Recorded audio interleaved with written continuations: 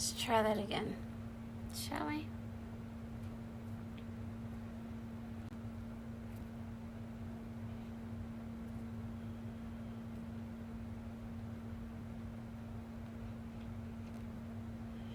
I swear, this thing is like fucking with me. It really is. It's just fucking with me. Okay.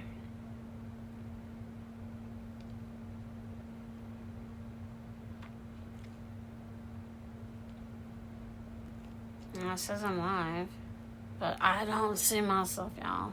Oh, there I am. Hi. Well, it says I'm live. Okay, there it goes. Okay. Let me adjust this because... Hold on. Yes, honey. What are you getting now, baby? Also, Grandma, if I could...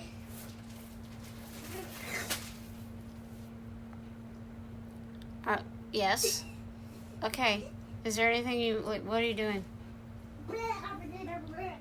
Okay. Okay. Yeah. We're on that time frame today. We're on that day.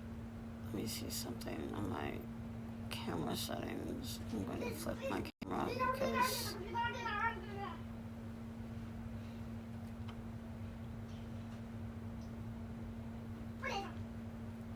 I don't really know what she's doing, by the way, other than being absolutely insane. Okay, anyway, hi, how are you doing?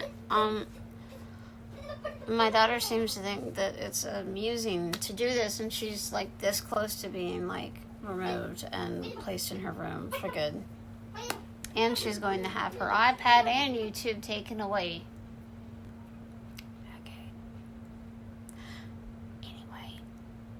So my week hasn't really started off the way I wanted it to.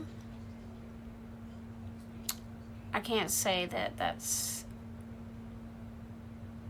uncommon. I would be a hypocrite not to... I've touched on this before, but I just want to go through with this and say I would be a hypocrite if I were not to discuss this. What is this? What is this? What is it? Well, sorry, I'm getting comfy, guys. Well, let's see here. I've worked since I was 15 years old. I have been financially stable my entire life. I've always had everything I needed. And it wasn't given to me. I earned it. I worked for it. I'm not of the, just because of this, I deserve that mind frame. Meaning my sister, we were raised to have work ethic. Maybe not. I've touched on that numerous times, right?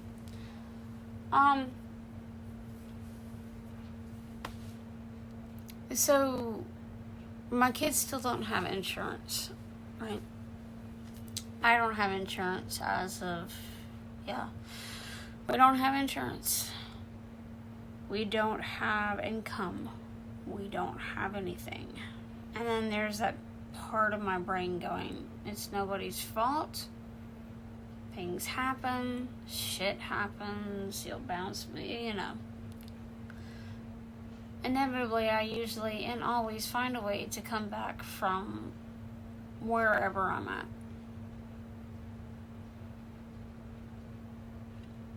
It's easier to do when you don't have 3 other humans attached in that process.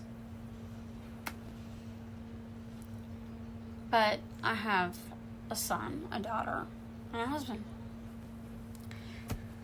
And again, I've been kind of taking people on this like roller coaster of what has become my life by proxy of being an advocate, by proxy of doing nothing more than say something or see something, say something, like that whole thing. Like,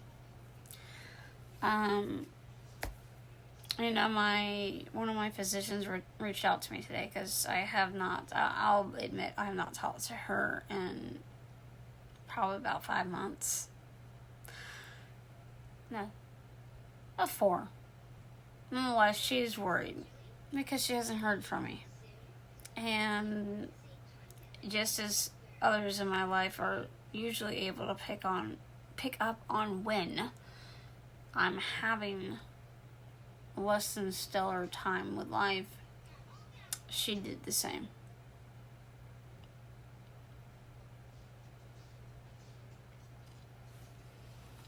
I'm trying to frame this in the context of I'm not doing a woe is me. That's not what this is. I'm not doing a pity party. I don't want a pity party. I don't need one. Never have. I am simply stating that when my world crashes and I break harder than people know.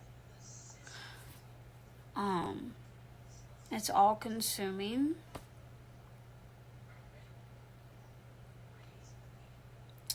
And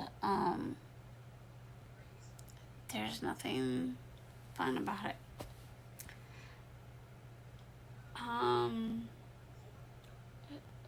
I could go into all the isms and all the things that are up in the air right now that are being dealt with, and that I'm being told to stand down, don't talk to them, come through me, make sure everything up. It's like I'm in that spot again. I've been in this spot 3 times now. At least my children weren't in harm's way the last 2 times. I had financial stability. That's all I had. I could at least provide for my family. They had insurance. Nothing was lacking.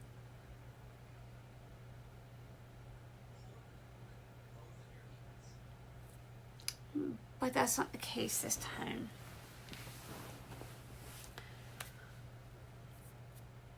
So I would describe my mood as something that changes daily right now.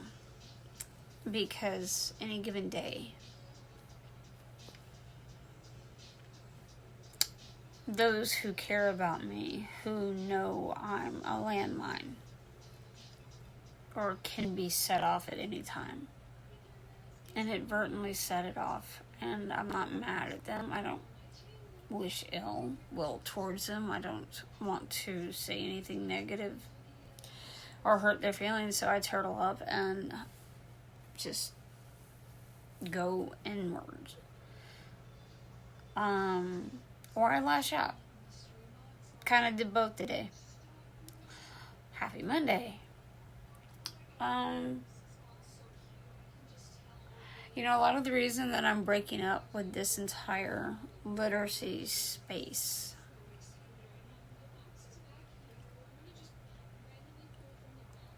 why I'm trying to bring this chapter of my life to an end has everything to do with the fact that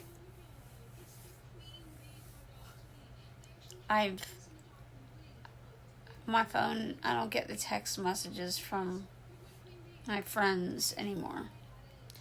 I did the quotations because there are a lot of people that I did a lot of work for. I did it out of a place of urgency. I did it out of a place of they are good humans. They're doing it for the right reasons. So let me jump in and save the day and help.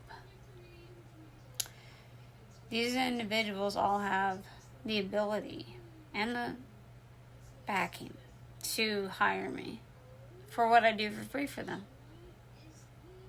For whatever reason, I'm always told no.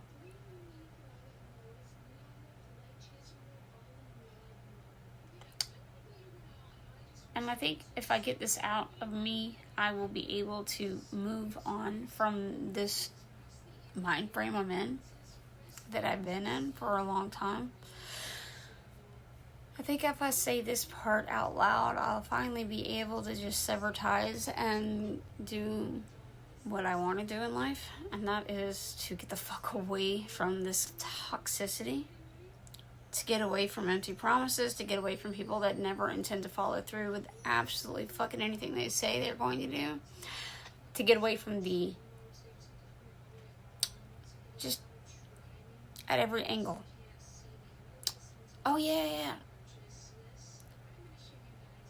And they get me excited, and I'm like, yeah. And then they ghost me. Rinse, repeat. Rinse, repeat. And these aren't bad humans. But they also know that I'm a very prideful person, and that I've always worked, and I've never done anything other than that. So I have a hard time knowing that within this community that I've donated a fuck ton of my time to humans that I consider to be good humans. They are. When you tell me that my work that you need on the fly and immediately to get you out of a bind because somebody has done something, and you need to make sure you are able to have what you need on them in the event any kind of legal anything pops off. When those people tell me,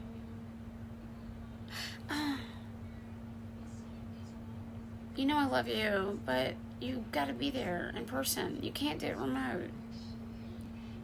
Really?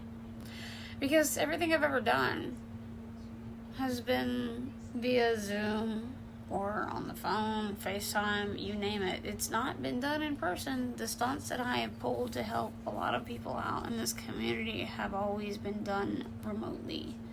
So when I am told I would have to pick up and move, I know that to be false. I know that there are already other individuals working within said organizations that don't go into the office ever. But again, that's a standard that's applied to me and not everybody else. So this community that I have busted my ass for and done everything for, just in the sake of trying to fix it, in the span of a year, has shown me the side of them I never wanted to see. It's a side I never expected to see, and it's a side that I never thought I'd be on the receiving end of. There were no red flags, ever. Historically speaking, I pick up on all the red flags. None of these people had the red flags. I've been working with them for years. We talk to each other about everything. But, as I said, it's been a year. They've all had a front row seat to the nightmare that I've endured.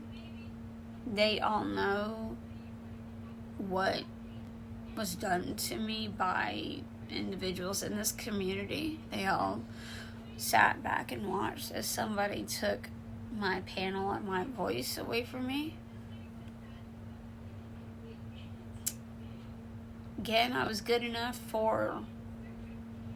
I'm good enough when somebody needs someone to say that part out loud. But then I'm not good enough to be on any of these boards. I'm not good enough to be on any of the other things because I'm collateral damage.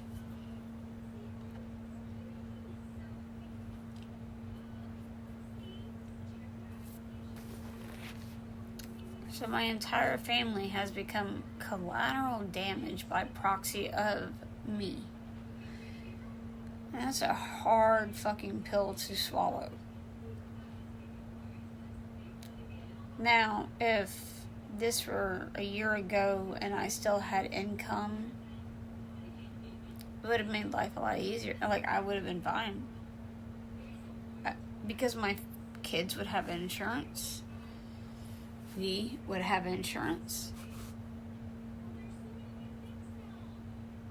What if I had been, I would not have been happy. My career was never fun. Well, the last 10 years, it was never fun. It was my career. And I was really good at what I did. And I'm really good at what I do. But I can't say it fulfilled me. I've long wanted to be an educational consultant. But with that being said, I don't want to do that for free. And I won't do it for free. Because I know what I do is worth every penny. And if I were a consultant, sorry, let me rephrase this. If I were somebody that didn't have a history of burning shit down, I would be able to be hired, no questions asked. But because I don't accept the status quo, and I don't like the word no, and that I like to hold people accountable, I don't give a fuck who you are. I will go right above your head, and I will go to the most extreme level possible to take care of you. Or it.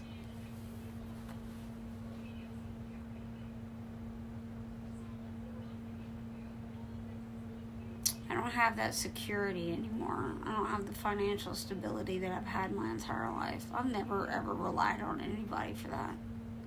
Ever. And so I'm just wanting to, close this chapter in my life out by saying this. I didn't ask anybody for anything in this area. I never have, and I never will. I had a lot of people tell me, you need to start an LLC. You need to have a brand. You need to start a business. You need to. In order for me to want to do that, I would have to see some kind of sign of people giving a shit and wanting to stick to their word about paying me what I know I'm worth. So what's the incentive to me to turn whatever the fuck it is I do into a business? Is there an incentive? No. None.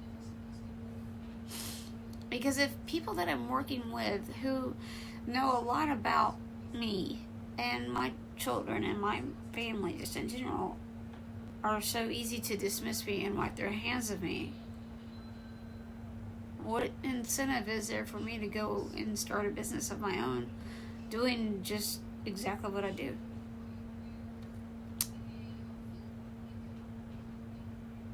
Now, yes, my intellectual property is out there.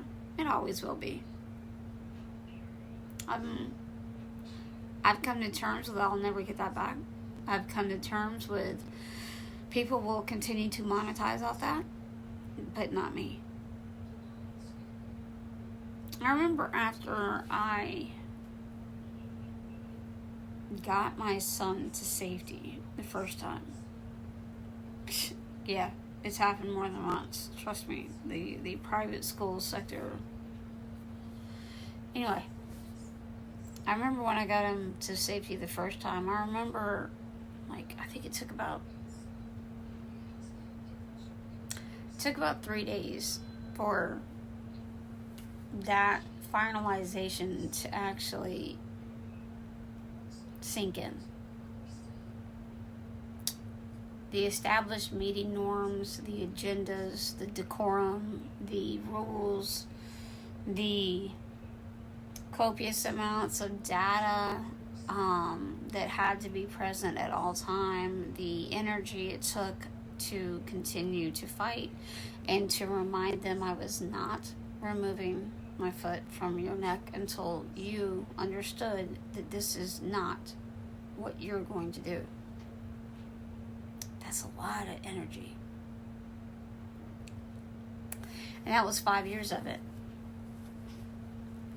And I remember when I used to have those 6-hour IEP meetings, it would take me a week to decompress.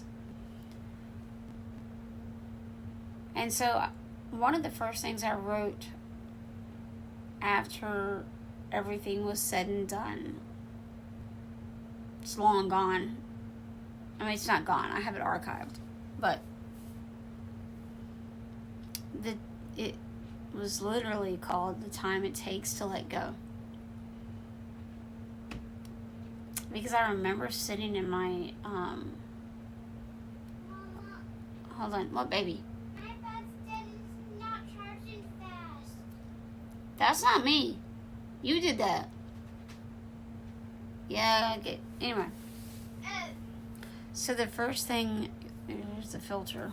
Shooting with a filter. But the first thing I wrote was called The Time It Takes to Let Go. And that's the name of a song, one of my very, very favorite songs by a band called Thursday. Mama, how long do I have to let it charge? You need to just let it charge. Okay. I'm just gonna play on my phone. Oh, okay. She's a very weird child. No, she's not weird, but she's kind of driving what my everything. Mainly because I know she's scared and she's hurting and she's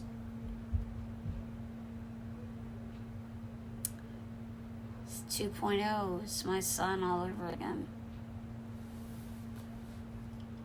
The word school was mentioned, and since that day, she has been a hot mess.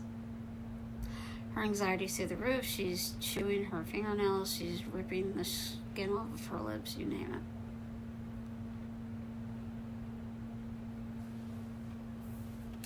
But moving on. I guess this is, so the thing when I wrote it was, the time it takes to let go. It was,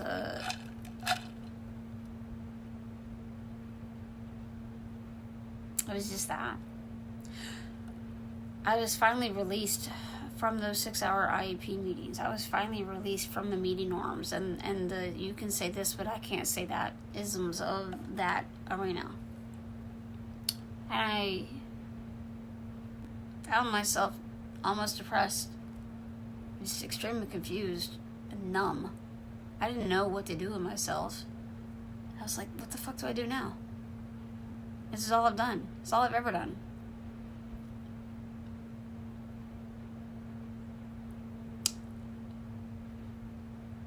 That's kind of where I'm at right now, too. Because I did all the things I said I was going to do. That rolled out on July 1st. Do I think it's going to work? No. Do I think it's going to fail? Yep. Do I feel an obligation to make sure that people who were given $16 million contracts have done their job appropriately? Mm-mm. Because, truth be told, I want everybody to see how fucking miserable that was and how much of a dumb idea that was to give that contract out. And mind you, saying that in this space, well, dead ass, like, they know who I'm talking about because they're from Georgia.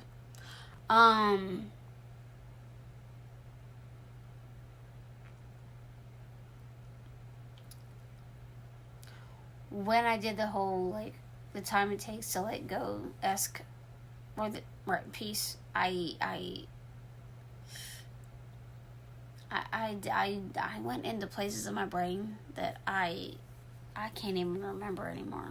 But I do know that it was definitely a moment in time where I had to purge everything, and I had to process everything, and I had to put it all out into the ether, and I had to put it into words, because if I kept it in my head, it would just stay there, and then I would be fucking miserable. But that's also why I do this. That's why I write. That's why I do this format. It's because if I keep it in my head, it just gets worse. It festers. I don't need someone to talk to about it. I'm very fucking cognitively aware of what the fuck is going on in my brain at all times.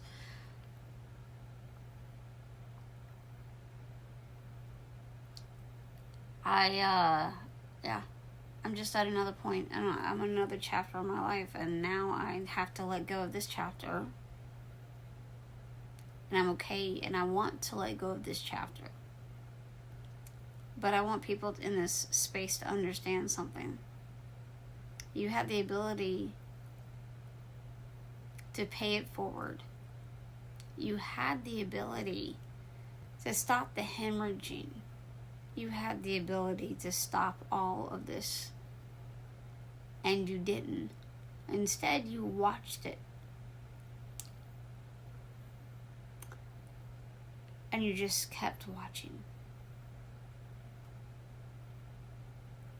So it's like that analogy I said the other day about Killer Mike when he was talking about the summer of 2020, about how he woke up wanting the world to burn. People have been watching this pattern with me like some kind of fucked up TV show. What's gonna happen to her now? Who's done what?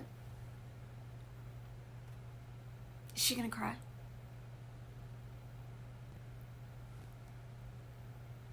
That's what people...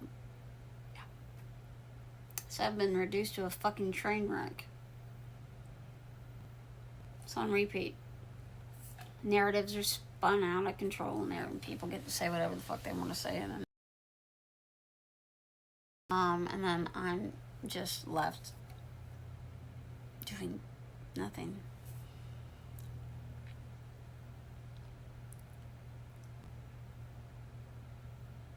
I don't know how long it's gonna take for me to let this go. I want to say when I turn this camera off it will be done, but it won't. There are too many loose ends that are left out there that have to be finished. But I do know that when I turn this camera off, I no longer am giving access to anybody, nothing in my life. If you have actively sat there and watched the train wreck and the demolition of what used to be a very stable life, if you sat back and watched it and engaged with me and said, I'm sorry, I wish I could help, or maybe this, maybe that, if you've ever made an empty promise during that time, during this year, yeah, no, you don't get access to that anymore. In fact, you're blocked on my phone already. You're blocked in my emails. Because in order for me to come out of this, I have to remove absolutely all of it. Anything and anyone that's toxic has to go. And there are a lot of people that have been toxic. I told my mom that, or not my mom told me that. My mom said, get the fuck away from them. Get away. Get out. Leave. You don't owe them anything. A lot of me stuck around because I wanted to say that she was wrong. My mom's never wrong. I don't know what the fuck I was talking about. She's never wrong. She always knows.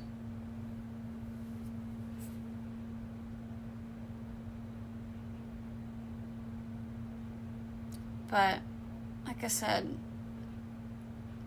this time, as I said, with the time it takes to let go, which is, again, a song from my favorite band, or one of my favorite bands. It's gonna take a while. It's been 11 years of my life, and the last year being spent was everybody dogpiling me and breaking me at every angle possible. Except for a few people. But everybody else made it very well known that I wasn't wanted. Or that in the moment when I did need help, suddenly that became too much of an ask.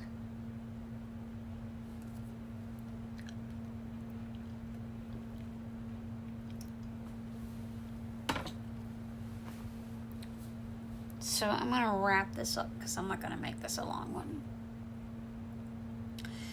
Just know that if you aren't able to text me, if you aren't able to reach me via email, if things bounce back, stuff of that nature, it's on purpose. It's on purpose. I don't want you having access to me at all. My social media is gone. LinkedIn is officially gone as well. This Substack is gone, or will be gone soon. So you won't have access to me.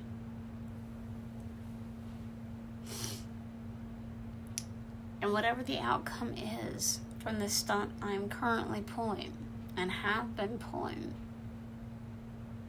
that's the most tedious fucking thing I've ever done. You won't know. You don't get to know. You don't get to know how Lauren did that. You don't get access to how Lauren managed to pull that stunt off this time. No. That is not for you to know. That is up for just me. That's for me and mine's. And I'm good with that. Because I've overshared. I've shared too much. I've given too much. It hasn't really been reciprocated. Like I said, other than like a handful, like maybe like 5 people. So,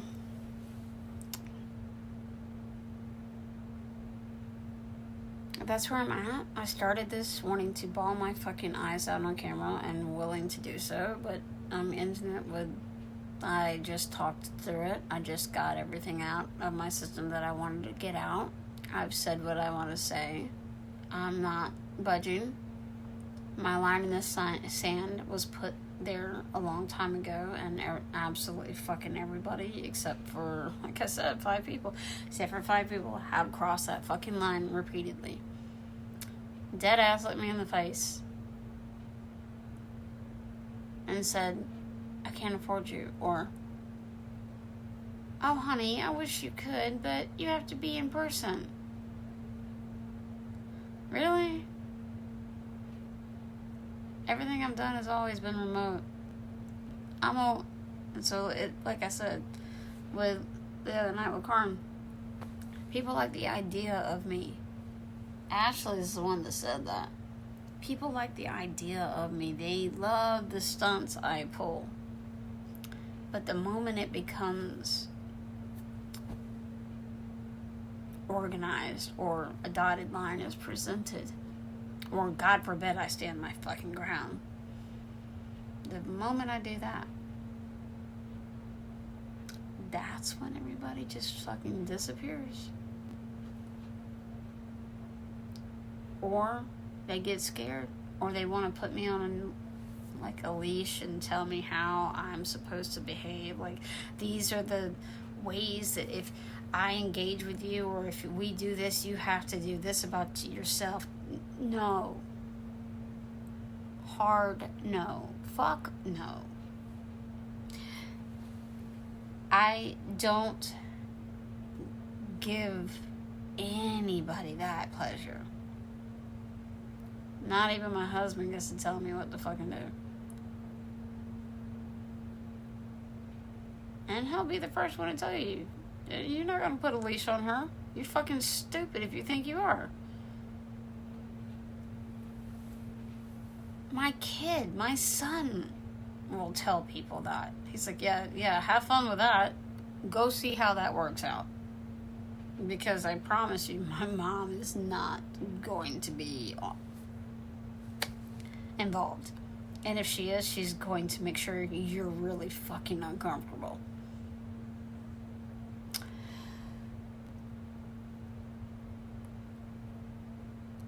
So,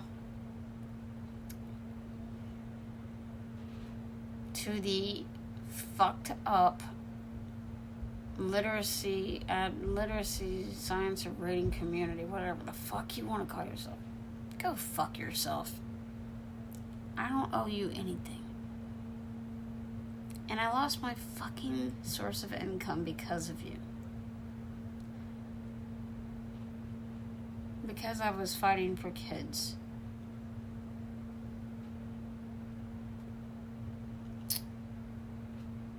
So, everything that's me was lost in the past year. Everything that made me was lost. Everything I prided myself on was lost and taken. You don't get access to that person anymore. I'm not doing it. So, hey, that being said, my daughter and her timing is impeccable. I see you, baby. Baby girl, you got this level 10 cleaner stuff you got going on. Gotta stop. I love you with the level 10 cleaner. Gotta stop.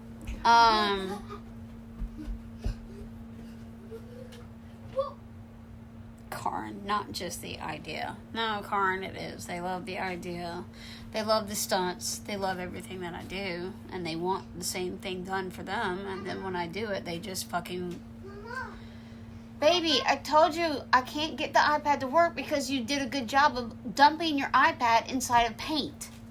I use this charger. Because this charger works better. Anyway. Mama? Yeah, yes. Shh.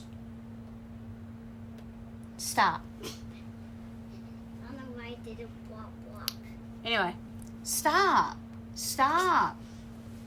Okay, so it's Karin, yeah, but the idea of me is, in the stunts that I pull, is, it's of the, let's see here, it's of the,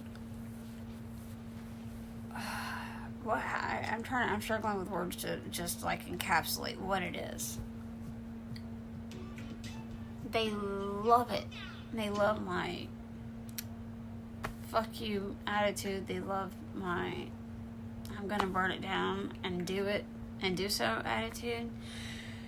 They love everything about that.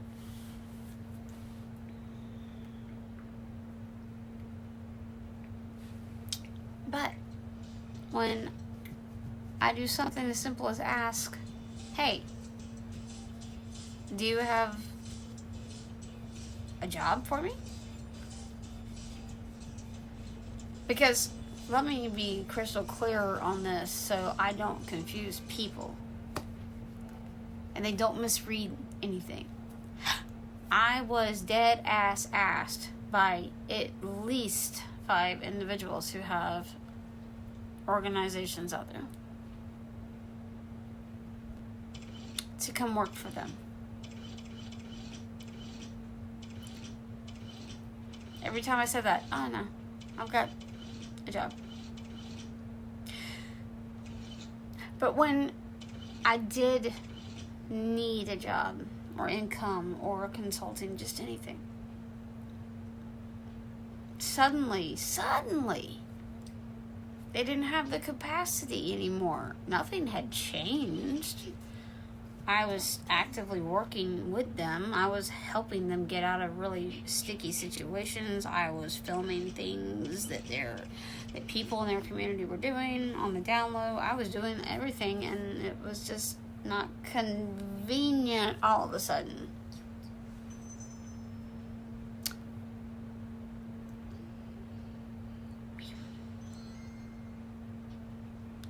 Really weird.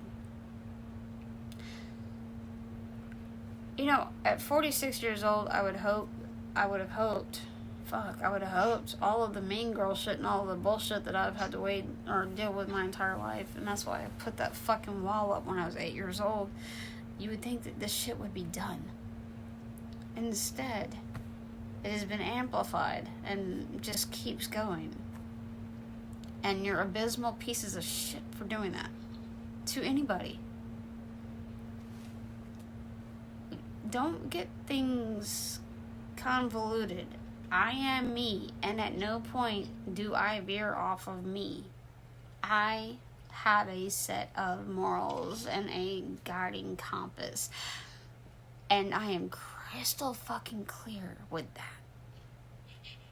And I will not change that. And you all know, if I see something fucked up, I'm going to check you on it, and I'm going to say something, because I want so desperately to believe that people aren't so fucking broken and selfish that they will actively make it right. But that's not what happens. That's not what happens. But the thing is, it's not me. I'm consistent. I'm not erratic or sporadic. I am consistent. I lead by data. I lead by evidence. I lead by what I have tangible proof of. Can't say the same about a lot of people out there. You don't do that. You jump to assumptions, you make assumptions, you make broad sweeping accusations, you paint the picture however you want to paint it to make you look as if you are fucking innocent and you were like God sent or a favor for everybody, when in reality, I'm the one that's been here preventing your everything from being exposed. And because I have done that, I have been absolutely fucking broken, because I was protecting you and your image. And you all know who you are. You all know who you are. I have protected you. I have kept things out of the public. I have not allowed people to see the things that you've said, the things that you've done. And mind you, these are not things that have been said and done to me. These are things that I actively watched you do to others, under the guise of they'll never understand. They don't have to know. Remember who you told that to. Remember who you said that to. I have shown you way too much grace.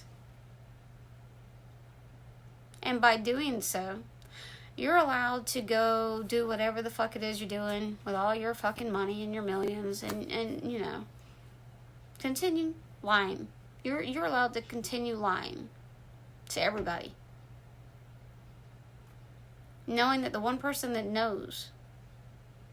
It's the only solace I take in this, and it's kind of fucked up, but it's something I do really kind of like take solace in, or pleasure in knowing. I am the one person that has the fucking receipts, and I know that you twitch and you bob and you weave and you talk shit about me in an event. What you're doing is you're proactively trying to deflect about, and if I were to drop receipt, you're proactively trying to cover your ass by talking shit on me. You're grown women. You're older than me. What the fuck are you doing? But again, that's that thing that people love the idea of. They love that I can do all that. And they love that I can get all the stunts done. But, you know, they forget. They tend to forget real easy. That includes them. That includes the things that they say, and the things that they put in writing, and the things that they say out loud. But they don't say out loud to everybody. The whole reason that this is called saying the quiet part out loud was a middle finger to this entire fucking community. Because you don't say it out loud. You say it in your little nice, neat pockets of whatever isms you want. I love you too, Karen. I'm not mad at you. I'm just getting all this shit out of my chest. Like, out of me. Yeah, like, all the individuals out there who proactively talk shit about me, and they try to dismiss me and discredit me and make me, like, unhireable or make me look like collateral damage and shit. Like, you fucking idiots know. You know I have the stuff that you said out loud to your group, your club. You know I know that. then you know I have the receipts. You know I can prove that at any fucking moment. And you know I've been sitting on that shit for about 6 years.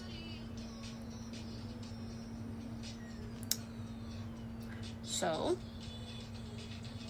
I'm even going to say this. So, to the Southern Poverty Law Center, I'll call you out by name, and I'm actually going to tag you, specifically Steve. Not Steve.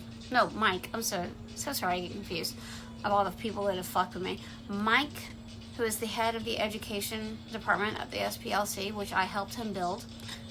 Claire and Eugene. Fuck you. I am the one that trained you. I am the one that you came to and you stalked on social media and slid into my DMs, and then I helped you learn how to navigate education, everything. And what did you do? You didn't help me. You didn't help any of the people you said you were going to help. You did the fucking opposite. So you're included. And you all know I got those fucking receipts because I done dropped them, haven't I? Eugene got a little upset about it, didn't he? Mike, you had to email me because Eugene was so scared of me. Those are your words. Yeah. Organizations like that, they're making a fucking killing off of my intellectual property, my professional development. They sought me out. I don't seek them out. In fact, there are numerous individuals or organizations out there that have sought me out. They've sought my services out. I have not offered. Again, I don't solicit anything. I'm not a product. I don't sell shit. I don't curate my content for people. I'm just me. So to the folks out there who are sitting on fucking just gigantic piles of money under the guise of, oh, it's for the kids, fuck you. Fuck you. Who taught you how to do that? Who did you come to teach you those things? Whose work did you steal to sue the very district I sued? Oh, that's right, 9. And you did it for one kid. And that price tag, 50 grand? That's not a drop in the bucket in that district. That's just another day. They pay their consultants who have no fucking degrees and no educational background whatsoever. They pay those people 300 grand every goddamn day. So 50 grand for one kid? And then you have a whole hit piece on it? No. That's tacky. And it was a waste of fucking resources on the district's part to even engage with you fuckers. I could have had that fixed like that. But again, some people with big heads in one of these little clubs, they thought, oh yeah, we're going to come in here, we're going to fuck them up. Yeah, again, all you had to do was, I don't know, come to the one person that they jump when that person emails. In fact, I had that queued up and was ready to go. But, the little club and I broke up. And so it took 9 fucking months to get something that I could have gotten in 9 hours.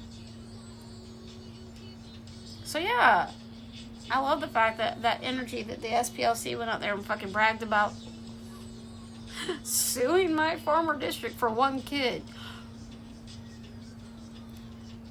You're not really getting the point. When you sue, you're supposed to do it for everybody in the district to help them. Every child, every parent. You're selfish pieces of shit. You've done it in Gwinnett County repeatedly. You've done it in Cobb. I have watched you selectively go after these school districts that have money, and that's where you stay. You don't go into the districts that don't have the fucking money. You go only into the districts with money because you're fucking selfish. And then to the other motherfuckers, the other lawyers, the other people that come to me. You know who you are. The educational attorneys. The ones who popped out of nowhere during COVID. All you bitches. I enjoy watching you flounder around on social media. I love watching the fact that you're still an abysmal piece of shit and you don't know what you're doing. You tried to get me to help you. I said no. And then you dragged me.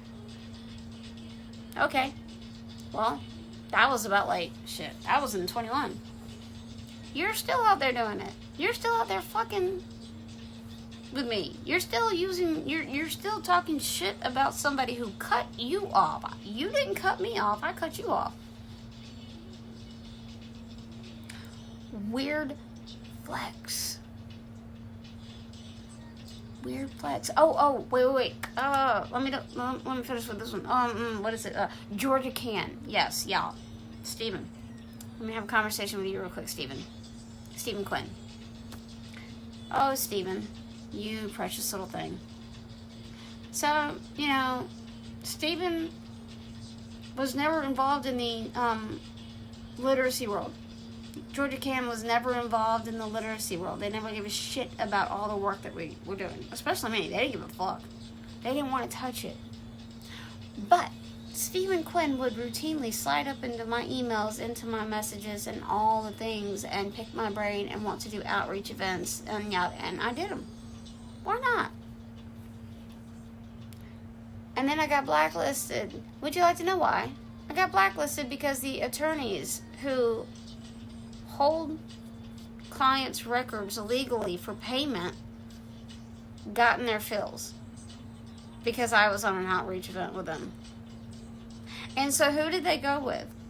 Instead of the person that had historically been helping them and had historically been on top of the state's ass to help them, who'd they go with? They became Team Literacy all of a sudden. Remember this, y'all. I got proof on that. They went with that little girl, Missy. She's the chosen one. The nice, rich, white lady in Gwinnett County that I helped. They went with her. She's the face of Georgia Can. Let me tell you the fucking irony in that. Because I have watched those outreach events with that little girl. Ooh, what the fuck you doing? And the premise of, helping her. Yeah, I know it's y'all. Y'all fucking helped her with her curated, advocacy profile? What the fuck? That's gross. That's gross. Because let me tell you something. The whole reason that you guys liked me was because I got shit done. Everybody. The whole 50... The guy that at the top of 50 Can absolutely fucking adores the shit that I can get done.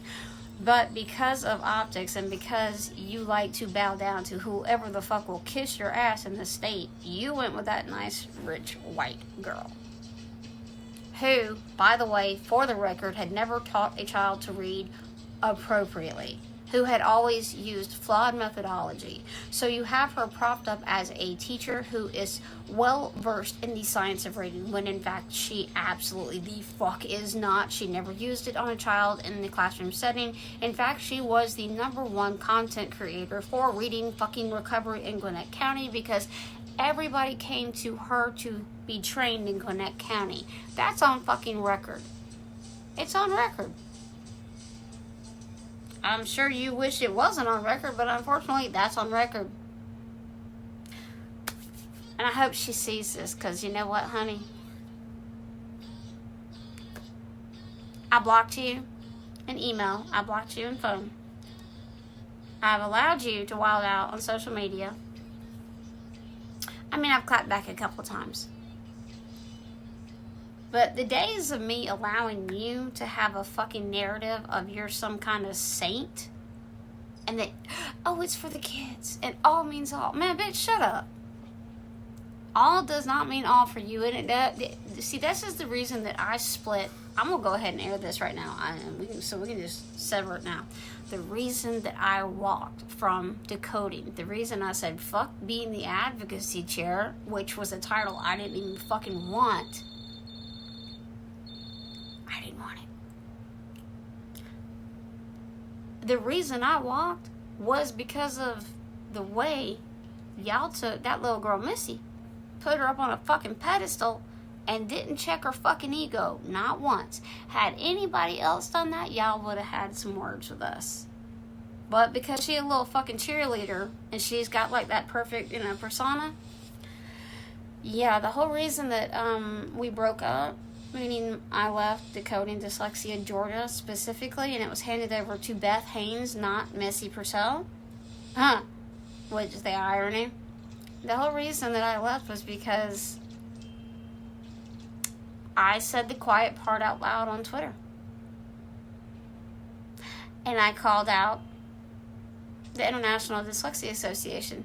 I said something that everybody in Decoding Dyslexia across the country says. And in fact, that's why Decoding Dyslexia started. Was the anti-IDA. But when I got home from the conference in 2023, instead of my friends congratulating me, I got met with a phone call on a Sunday morning from the former head of Decoding Dyslexia Georgia, the woman that has millions, accosting me to the point that I was crying and begging and saying, I'm so sorry. But that was the lead up, or that was the aftermath of the other one, the PR person. So Megan entered into our world in 2021. Megan was the one that had a fucking shit fit. Megan's the one that came running to you guys like a little girl, or like somebody that just couldn't wait to tattle. Because nobody thought it was a big fucking deal except for you. Megan, nobody cared but you. So Megan went and stirred shit up, and then Tina decided to get on my phone and talk shit to me, gaslight me, get me on my feels, have me crying, all kind of shit. To which my son, when I hung up, said, I'm sorry, what the fuck was that? Who are you? My mom doesn't cry. What was that? My mom doesn't allow anybody to talk to her like that. And she damn sure doesn't cry and apologize. No. So the reason that I walked and the reason that I left, Megan, Tina, Missy, you all know what you did. And I'm going to say it out loud now. Because again, I'm saying farewell to this whole fucked up community.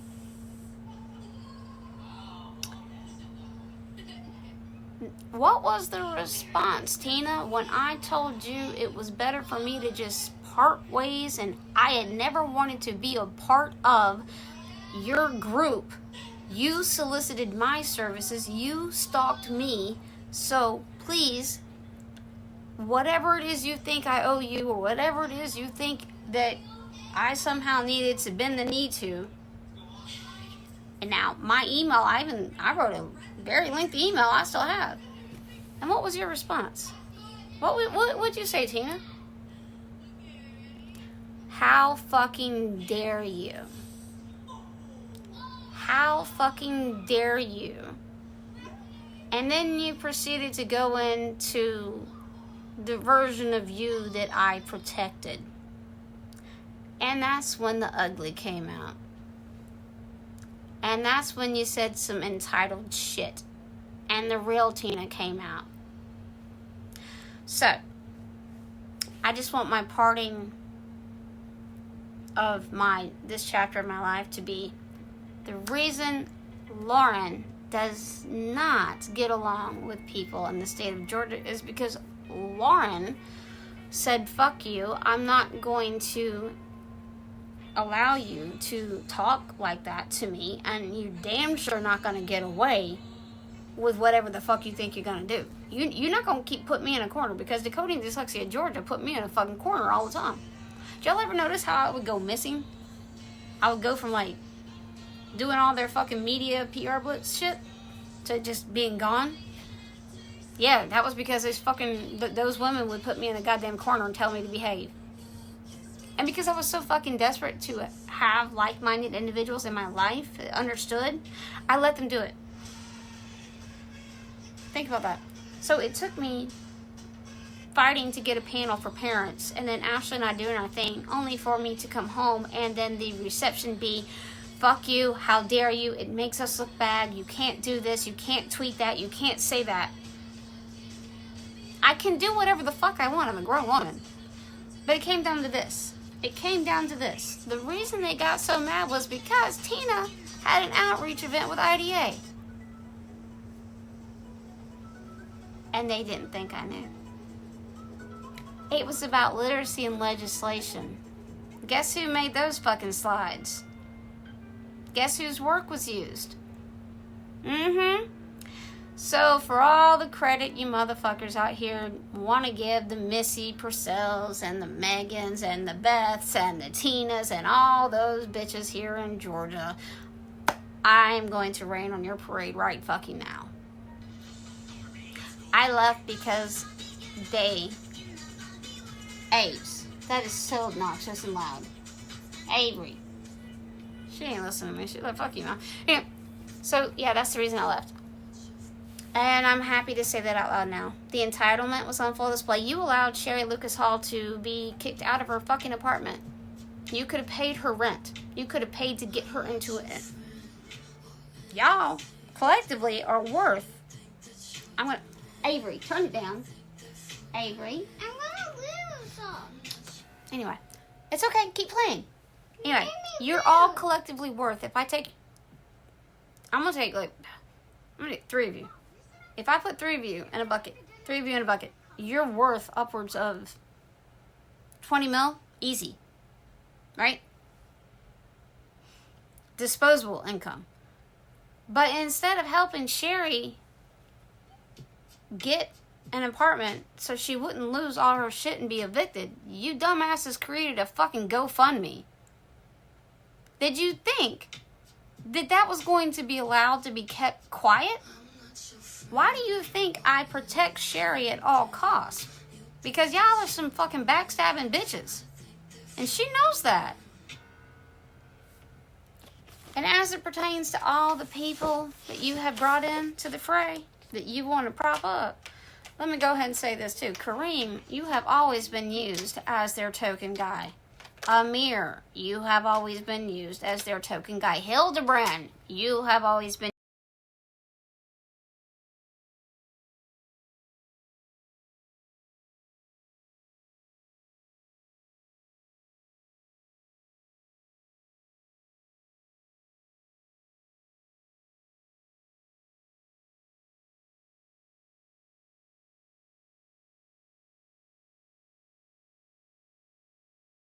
token guy.